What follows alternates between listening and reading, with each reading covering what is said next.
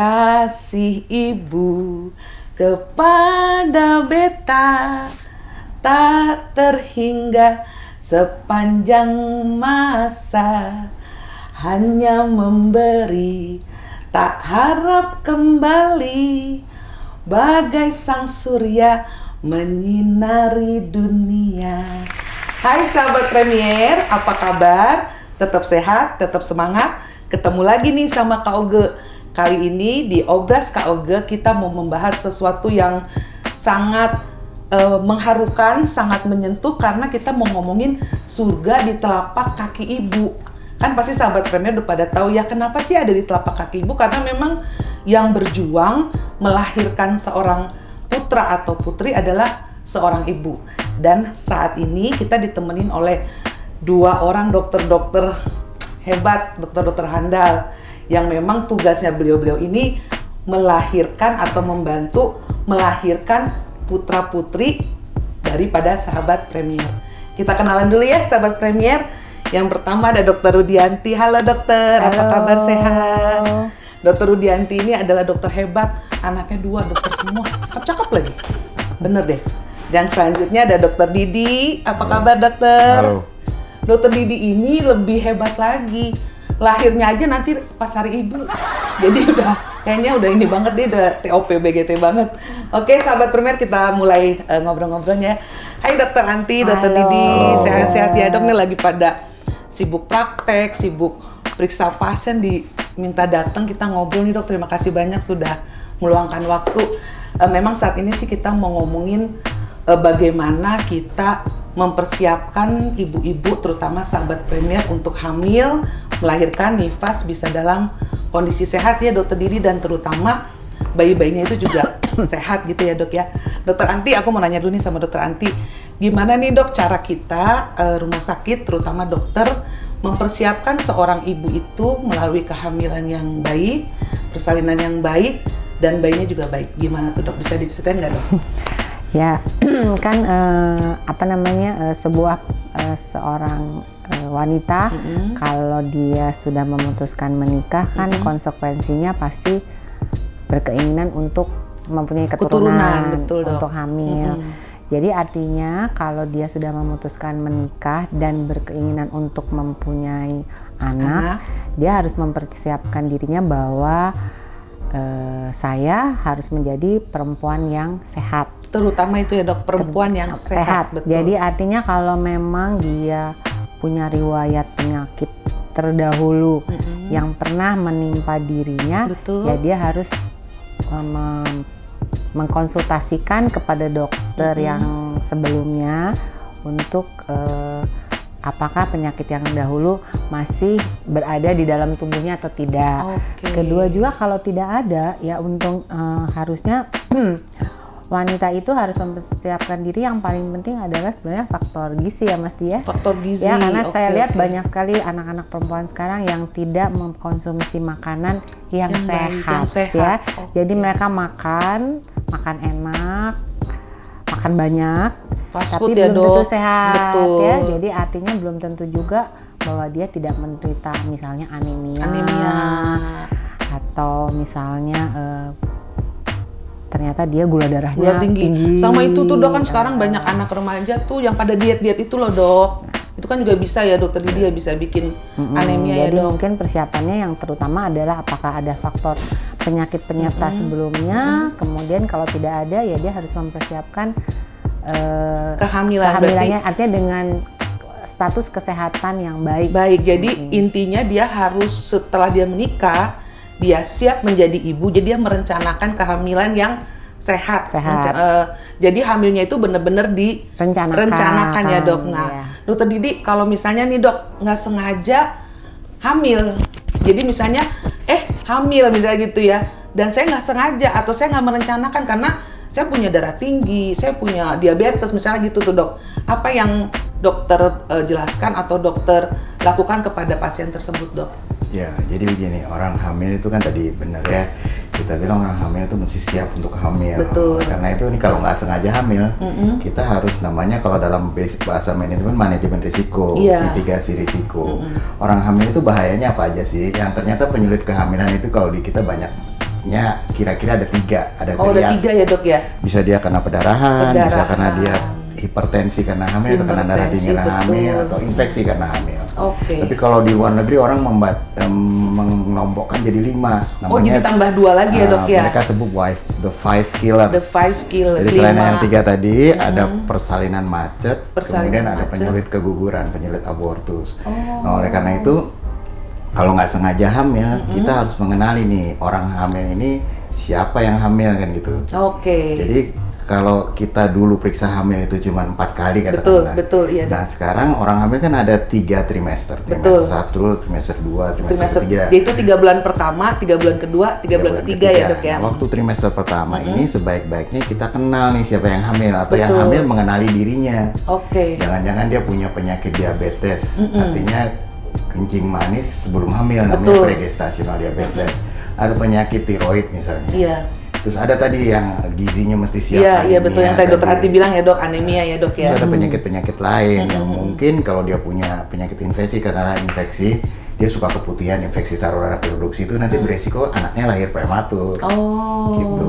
Kira-kira gitu sih. Jadi yang penting si ibu hamil ini kalau sudah hamil dia harus siap menghadapi nanti ujungnya kan persalinan. Iya. Nah dia juga harus siap menghadapi penyulit.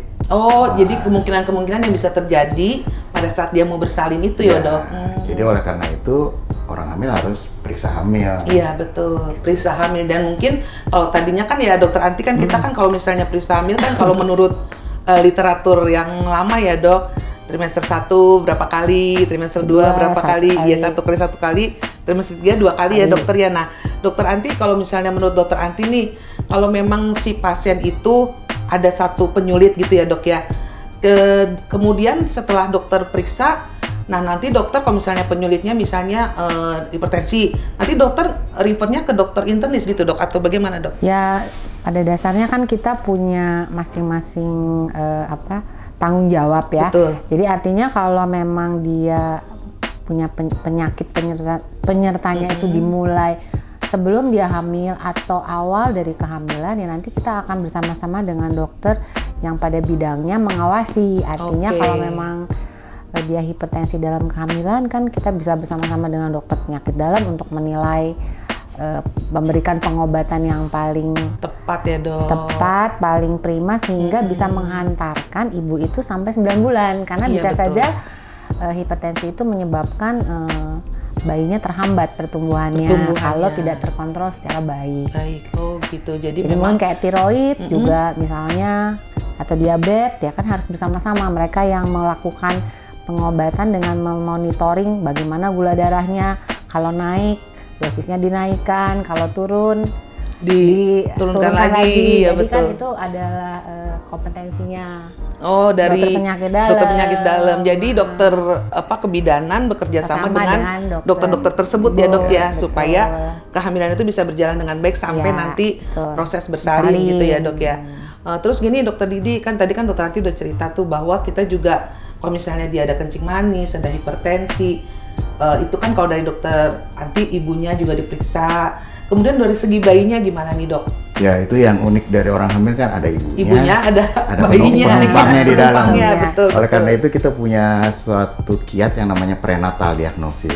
Prenatal diagnosis ya. Diagnosis sebelum Natal kan kelahiran. Kelahiran betul. Jadi kita tahu hamil itu kan tadi trimester pertama, 3 bulan pertama, 3 bulan kedua, 3 bulan ketiga. Katakanlah pemeriksaan USG. Kita lakukan pemeriksaan USG itu paling tidak 10, 20, 30. Trimester pertama 10 minggu. 10 minggu. Trimester kedua 20 minggu. Trimester ketiga 30 minggu. Jadi trimester pertama 10 minggu itu kita lihat hamil apa enggak. Hamil di dalam kandungan atau di luar kandungan. Betul, oke. Kemudian hamilnya 1 atau 2. Nah itu kadang-kadang agak susah lihatnya, tapi kalau katakanlah 10 minggu kita udah bisa lihat denyut jantung janin. Betul. Dan yang lebih penting di trimester pertama itu kita mengukur usia kehamilan paling tepat. Jadi kalau kita periksa USG trimester pertama itu kesalahannya cuma 5 hari. Gitu dok. Yes. Nah kalau kita periksa di trimester kedua kesalahannya 7 hari. Tapi kalau kita periksa di trimester ketiga kesalahannya 3 minggu. Lebih banyak lagi ya dok. Nah, jadi supaya kita nggak nanti misalnya kita lakukan operasi sesar berencana, kita berdasarkan pemeriksaan di trimester pertama. Betul. Supaya nggak sengaja kita melahirkan anak prematur. Iya benar. Jadi tadi trimester pertama kita lihat hamil enggak, hamil di dalam kandungan enggak, anaknya hidup enggak, syukur-syukur bisa lihat 1 apa 2. Nah kita juga bisa lihat ada enggak tumor-tumor kandungan, ada miom enggak, ada kista enggak. Nah di trimester kedua kita udah bisa lihat namanya detail ultrasound. Jadi kelainan-kelainan bawaan itu dilihat di trimester kedua. Yang bisa terlihat dari USG ya dok ya? Iya, jadi ada kelainan bawaan, misalnya kelainan kepala dan tulang belakang, sistem kraniospinal. Itu bisa langsung kelihatan. Nah, kelainan-kelainan itu ada yang namanya kelainan genetik, misalnya kromosom. Nah, itu kita bisa juga melakukan prenatal diagnosis dengan kiat-kiat tertentu gitu. Jadi sebaik-baiknya kehamilannya juga kita kenali. Jadi kalau orang dulu ada anak kelainan bawaan, ibunya kaget, bapaknya kaget, dokternya kaget. Sekarang udah nggak begitu. Sekarang nggak begitu lagi. Di trimester kedua kita udah melakukan detail ultrasound atau genetic ultrasound. Bahkan penyakit hipertensi karena hamil, kita udah bisa periksa namanya arus darah arteri uterina. Itu kita bisa udah meramalkan bakal terjadi preeklamsi enggak, bakal terjadi pertumbuhan yang terhambat atau enggak. Nah, berdasarkan penelitian trimester kedua itu, trimester ketiga kita melihat pertumbuhan janin. Apakah anaknya ada pertumbuhan janin terhambat? Anaknya terlalu kecil atau justru anaknya terlalu gede karena ternyata ibunya diabetes. Bentuk kencing manis ya dok ya. Itulah gitu kira-kira. Jadi prenatal diagnosis itu jadi penting di era sekarang. Jadi nggak kaget-kagetan gitu. Jadi pada waktu bayinya mau lahir, dokternya kaget, ibunya kaget, bapaknya kaget, susternya pingsan ya. Karena ternyata ada satu hal yang nggak mereka prediksi. Jadi untuk saat ini semuanya itu bisa kita nilai ya dok, bisa kita prediksi, bisa dinilai dan bisa dikasih tahu ke keluarga ya dokter Hanti. Jadi supaya mereka juga bisa dibilang kayak orang curhat atau apa namanya diskusi apa yang harus kita lakukan next atau apa yang harus kita persiapkan gitu ya dokter Anti. Terus ini nih dokter Anti, kan tadi dokter Didi udah bilang akan hipertensi, kencing manis segala macem. Saya mau tanya nih dok, kalau misalnya seperti itu, ibu-ibu ini kan harus kita bekalin dengan edukasi ya dokter ya. Biasanya nih dok, kalau misalnya di Rumah Sakit Premier Bintaro nih, dokter Anti tuh yang paling banyak ketemu kasusnya kasus-kasus apa tuh dok? Untuk ibu hamil ya pada trimester pertama biasanya ya perdarahan. Perdarahan ya dok ya? Ya perdarahan yang diakibatkan memang karena ada gangguan implantasi penempelan itu ya dok ya, atau memang dia tidak berkembang. Betul. Jadi memang tanda-tanda yang harus diajarkan pada trimester pertama tuh perdarahan. Perhatikan. Dan sekarang harusnya udah nggak boleh lagi namanya ada keguguran datang perdarahan, kan harusnya sudah tidak ada. Karena kita ya itu dokter Didi bilang dari awal kita udah bisa lihat nih sebenarnya janinnya berkembang atau enggak. Tidak, betul. Jadi sebetulnya kalau sampai terjadi perdarahan yang hebat pada trimester satu tuh ya itu harusnya nggak boleh ya, karena kita kalau dia dari awal udah periksa. Yang kedua mungkin tanda-tandanya dia biasanya kalau yang paling sering terjadi di Bintaro itu sebetulnya ya memang hipertensi dan diabetes, darah tinggi sama kencing manis ya. Jadi biasanya kita udah mulai nilai nih kalau kenaikan berat badan ibunya sudah melalui batas normal. Artinya kan kita pengen naik antara 6 sampai 12 kilo selama kehamilan. Di pukul rata-rata ya 1 sampai 1,5. Jadi kalau dia naiknya udah terlampau banyak, misalnya 3 kilo per bulan, nah itu kita akan mulai menilai perubahannya, kemungkinan tekanan darahnya bisa naik gitu. Nanti gula di akhir kehamilan bisa terjadi namanya preeklamsi yang maaf kejang gitu ya dokter, dan itu berbahaya juga buat si bayinya. Jadi ya yang dikenali ya sebetulnya kalau di trimester pertama perdarahan, kedua juga keluhan, misalnya ada keluhan pusing dan sebagainya. Tapi saya rasa kalau dia rutin kontrol tiap bulan dan dengan deteksi secara baik, harusnya prediksi awal udah bisa dinilai. Yang tadi dokter Didi bilang dari USG, arus darah segala macam udah bisa dinilai ya dok, dan bisa udah dicegah. Nah dokter Anti, pesen-pesennya nih dok untuk sahabat Premier yang lagi hamil apa nih dok? Jadi biar nanti sahabat-sahabat Premier tuh nggak cemas, atau misalnya ini saya punya maaf ya dok, kayak saya ini kan saya gede gitu, maksudnya berat badannya berlebihan. Nah kira-kira dokter Anti mau kasih pesan-pesan apa nih dok buat sahabat Premier mengenai ini dok, supaya sahabat-sahabat Premier hamilnya tuh tenang, happy, gimana tuh dokter? Ya intinya hamil itu menurut dokter Didi kan tadi harus dipersiapkan. Betul. Nggak boleh kebetulan. Betul. Jadi kalau siap artinya ibu hamil itu siap menghadapi problem yang akan dihadapi pada kehamilan. Pertama misalnya muntah-muntah pada trimester pertama, kemudian nanti pusing-pusing dan sebagainya ya. Jadi artinya harus siap. Kemudian juga dia harus banyak membaca bagaimana suatu proses kehamilan itu berjalan. Kemudian nanti suatu persalinan seperti apa. Kemudian juga harus rajin kontrol dan berdiskusi dengan dokternya. Betul sekali, Dok. Sehingga apa yang akan terjadi dalam proses persalinan itu bisa dipersiapkan dengan baik, dan memang nanti outcome-nya akan lebih baik kalau ada diskusi. Betul. Jadi kadang-kadang mereka lebih percaya kepada YouTube, browsing ya Dok. Jadi makan tidak terkendali, pola hidup tidak sehat, terus segala macam cara dicoba untuk sebetulnya padahal dia udah datang rutin tiap bulan pun diskusi jadi dengan dokter juga udah ini ya dia Dok. Siap itu kehamilan. Kemudian juga kalau dia periksa hamil ke dokter yang dia pilih, ya tanyakanlah yang sesuai dengan kondisinya, jangan asal mendengar dari kiri kanan depan belakang atas bawah. Oke.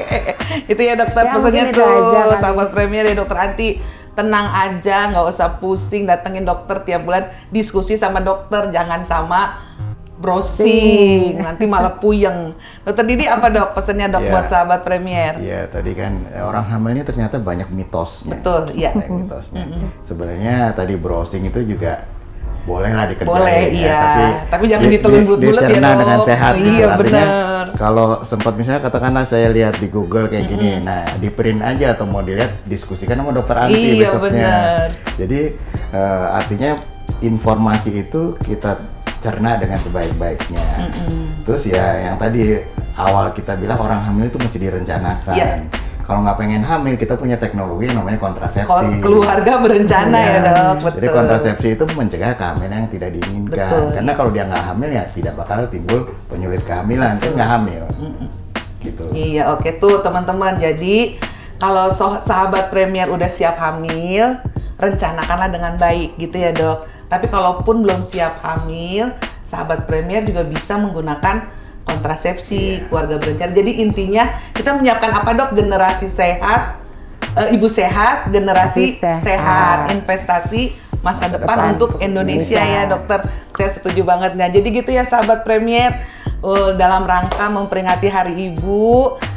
Jadi semoga apa yang kita bicarakan ini ya Dokter Anti, Dokter Didi bisa membuat sahabat Premier mempersiapkan sesuatu hal, terutama kehamilan dengan baik. Jadi kita mempersiapkan kehamilan dengan baik, sehat, bayinya sehat adalah investasi Indonesia yang lebih baik di masa yang akan datang. Gitu ya Dokter. Dokter Anti, terima kasih banyak obras kita kali ini. Dokter Didi juga terima kasih banyak.